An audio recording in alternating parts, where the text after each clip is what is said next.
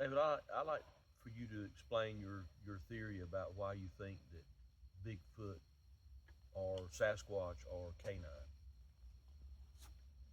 Well, I've been dealing with these things for since 2006. Before that, really, but having my up close sightings and hear the vocalizations, and I've heard some of the best vocalizations you could ever want to hear.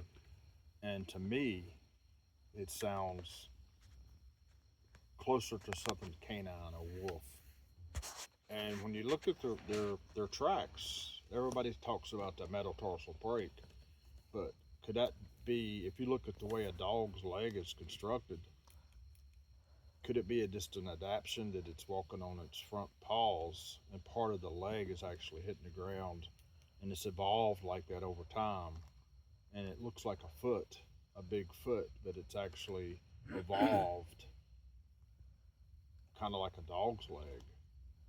And just some of the way they act, that when they weren't down on all four, uh, it's just my personal opinion and looking at different aspects of it.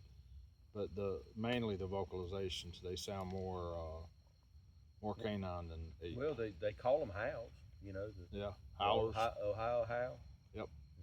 And uh, I've heard some of those. It was, you can't describe it. I've never heard a recording as clear and as loud coming off of one mountain, and then you hear another one reply in the background, and it's just like wolves howling and talking back and forth to each other. Now, have they picked up that trait from listening to coyotes and wolves talk? I don't know, but uh, Well, that noise we it's heard in South Mountain that time when Johnny and Victoria and I were up there, um, That was crazy.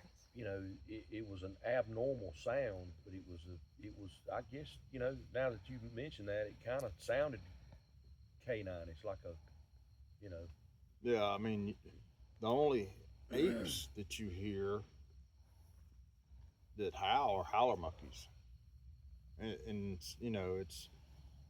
it's a howl, but it you know they it's nothing like the range that Bigfoot has.